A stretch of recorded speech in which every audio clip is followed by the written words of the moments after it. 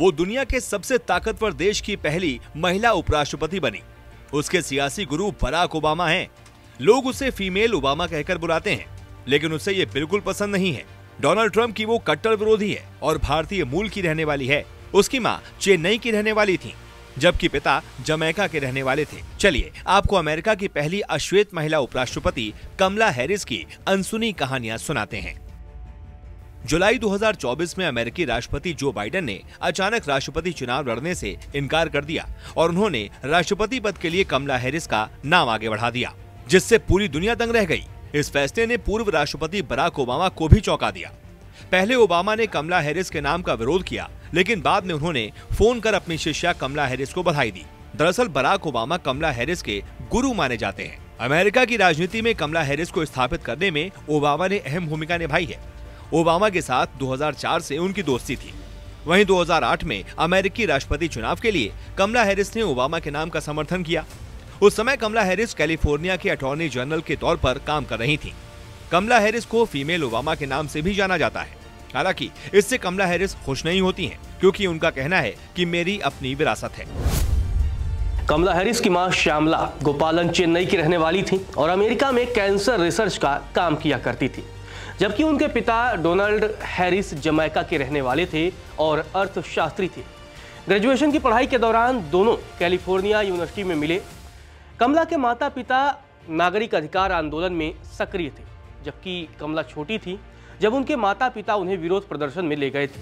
हालांकि जब कमला हैरिस महज 7 साल की थी तब उनके माता पिता का तलाक हो गया। इसके बाद उनकी मां ने बर्कले में कमला और माया की परवरिश की। बचपन में कमला हैरिस भारत आई थीं। उनके दादा एक सरकारी अधिकारी थे जिन्होंने भारत की आजादी की लड़ाई लड़ी थी और दादी सामाजिक कार्यकर्ता के तौर पर काम करती थी। कमला हैरिस बचपन से चर्च और मंदिर दोनों जगह जाती थी। बचपन में मां श्यामला ने जिस तरह कमला और उनकी बहन की परवरिश की, उसे कमला अपना सौभाग्य मानती हैं। अपनी मां के बारे में कमला हैरिस कहती हैं, मेरी माँ बहुत अच्छी तरह से समझती थी कि वह 2 अश्वेत बेटियों की परवरिश कर रही हैं। वो ये जानती थी कि जिस जगह को उन्होंने अपना घर बनाया है उसमें माया और मेरी पहचान ब्लैक गर्ल्स की ही होगी, और उन्होंने ये पक्का कर लिया था कि हम बड़े होकर कॉन्फिडेंट बने। कमला की मां हिंदू संस्कृति को मानने वाली थी। उन्होंने कमल के नाम पर बेटी का नाम रखा था। कमल को हिंदू देवी लक्ष्मी के प्रतीक के तौर पर माना जाता है। 2004 में एक इंटरव्यू में कमला हैरिस की मां ने कहा था कि जो संस्कृति देवी देवताओं की पूजा करती है वो मजबूत महिलाओं को जन्म देती है। कमला हैरिस की शिक्षा की बात की जाए तो उनकी मां ने बड़ी भूमिका निभाई। मां श्यामता चाहती थी कि उनकी बेटियां शिक्षित और मजबूत बने। 20 अक्टूबर 1964 को कैलिफोर्निया के ऑकलैंड में जन्मी कमला हैरिस की शुरुआती पढ़ाई थाउजेंड ऑक्स एलिमेंट्री स्कूल से हुई। 12 साल की उम्र में कमला हैरिस अपनी मां और बहन के साथ कनाडा चली गईं। वहीं कनाडा पहुंचने पर कमला हैरिस ने मॉन्ट्रियल में हाई स्कूल तक पढ़ाई की। उनकी मां को क्यूबेक के मैकगिल विश्वविद्यालय में टीचर की नौकरी मिल गई। कमला की मां को यहूदी जनरल अस्पताल में कैंसर शोधकर्ता के पद पर नौकरी मिली। वहीं हाई स्कूल की पढ़ाई के बाद कमला हैरिस ने 1981-82 में वेनियर कॉलेज से ग्रेजुएशन किया। इसके बाद वो वॉशिंगटन डीसी चली गईं, जहां उन्होंने प्रतिष्ठित ब्लैक कॉलेज हार्वर्ड यूनिवर्सिटी में एडमिशन ले लिया। कमला हैरिस ने 1986 में पॉलिटिकल साइंस और इकोनॉमिक्स की डिग्री हासिल की और फिर कैलिफोर्निया वापस लौट गईं। सैन फ्रांसिस्को के कैलिफोर्निया यूनिवर्सिटी से उन्होंने कानून की डिग्री हासिल की। डिग्री हासिल करने के बाद कमला हैरिस को जून 1990 में कैलिफोर्निया बार काउंसिल में शामिल किया गया। 1990 में ही कमला हैरिस ने बाल यौन उत्पीड़न के मामलों पर मुकदमा चलाने वाले सहायक जिला अटॉर्नी के तौर पर कैलिफोर्निया में अल्मेडा काउंटी अभियोजक के ऑफिस में ज्वाइन किया। यही वो दौर था जब कमला प्यार में गिरफ्तार हो गई। 1994 में उन्होंने कैलिफोर्निया की सियासत में ताकतवर विली ब्राउन को डेट करना शुरू किया।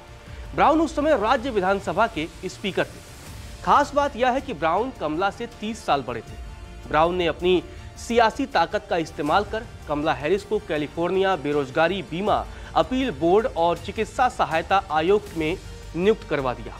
इन दोनों पदों के लिए कमला को अभियोजक के वेतन के अलावा साल के $80,000 मिलते थे। कमला और ब्राउन का प्यार परवान चढ़ रहा था तो सियासत में ब्राउन और मजबूत हो रहे थे। 1995 में ब्राउन सैन फ्रांसिस्को के मेयर बन गए। हालांकि धीरे धीरे दोनों के संबंधों में कड़वाहट शुरू हो गई। दिसंबर 1995 में कमला हैरिस ने ब्राउन से अपना नाता तोड़ लिया। इस बारे में 2003 में खुद ब्राउन ने यह बताया था कि कमला हैरिस ने इसलिए संबंध तोड़ लिया क्योंकि उन्हें लगता था कि उनके रिश्ते का कोई स्थायित्व नहीं है। इसके बाद कमला हैरिस ने धीरे धीरे अपनी ताकत बढ़ानी शुरू कर दी। जल्द ही सियासत में कमला हैरिस ने अपने पैर जमा लिए। 2014 में जब कमला हैरिस कैलिफोर्निया की अटॉर्नी जनरल थी, तब उन्होंने लॉस एंजलिस में वकील डगलस एमहॉफ के साथ शादी के बंधन में बंध गईं। हालांकि दोनों की प्रेम कहानी किसी फिल्मी कहानी से कम नहीं है। दरअसल एक सहेली की वजह से कमला की जिंदगी में एमहॉफ की एंट्री हुई और देखते ही देखते दोनों ने एक दूसरे के साथ जीने मरने की कस्में खा ली। दरअसल 2023 में पहली बार कमला और एमहॉफ की मुलाकात एक सहेली ने करवाई थी।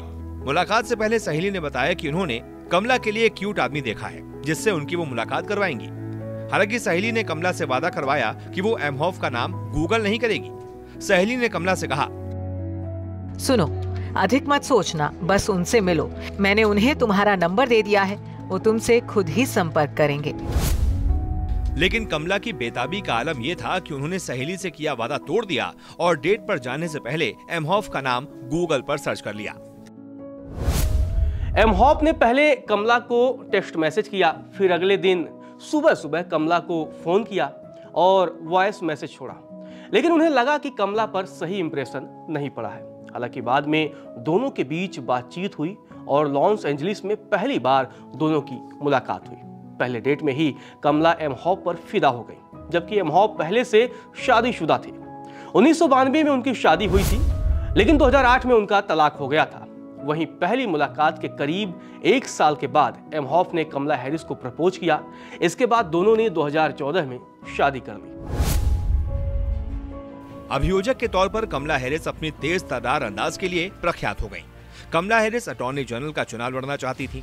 इसके लिए उन्होंने सैन फ्रांसिस्को के समृद्ध और प्रभावशाली लोगों के बीच अपनी पैठ बनाई, क्योंकि चुनाव में अधिक धन की जरूरत थी और बिना पैसे के चुनाव लड़ना मुश्किल था। कमला हैरिस लोगों को आकर्षित करने में सफल रहीं और 2003 में अपने पूर्व बॉस टेरेंट हॉलिनन के खिलाफ जिला अटॉर्नी चुनाव में कूद गईं। कमला हैरिस ने 56.6% वोट पाकर न सिर्फ चुनाव जीतने में वो सफल रहीं, बल्कि कैलिफोर्निया में जिला अटॉर्नी चुनी जाने वाली पहली अश्वेत महिला भी बन गईं। जिला अटॉर्नी बनने के बाद कमला हैरिस अपने कई फैसलों की वजह से विवादों में घिरी।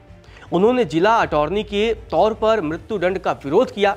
2004 में उन्होंने सैन फ्रांसिस्को के पुलिस अधिकारी इसाक की हत्या करने वाले एक व्यक्ति के खिलाफ मौत की सजा को आगे बढ़ाने से इनकार कर दिया, जिसका उनके विरोधियों ने खूब विरोध किया। इसके अलावा उनके कई और फैसलों पर खूब विवाद हुए। 2010 के अटॉर्नी जनरल के चुनाव में रिपब्लिकन की स्टीव कूली ने उन्हें जोरदार टक्कर दी। सैन फ्रांसिस्को क्रॉनिकल ने उन्हें विजेता भी घोषित कर दिया। लेकिन 3 हफ्ते के बाद सभी मतपत्रों की गिनती होने के बाद कमला हैरिस को जीत मिली। खास बात यह है कि कमला को महज 0.8% ज्यादा वोट मिले थे।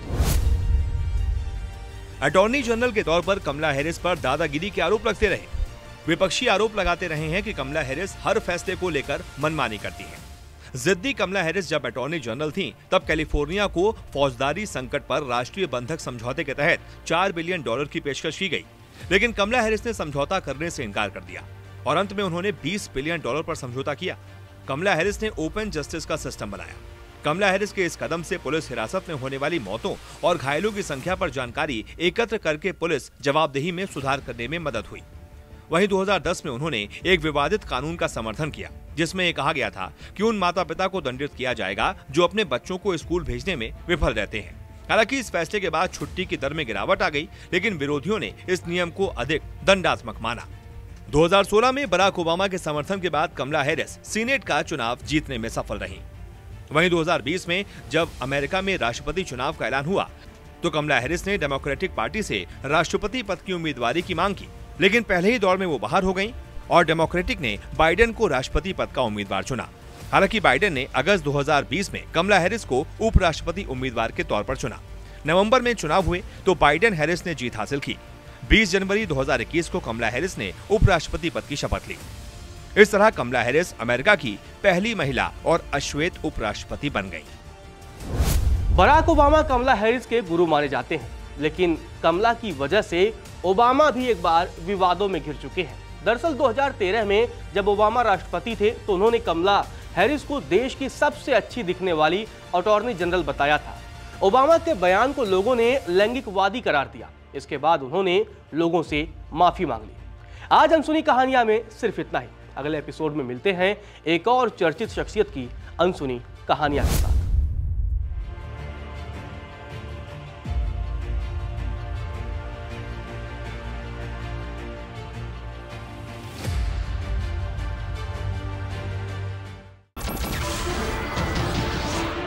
नमस्कार, मैं हूं मानक गुप्ता।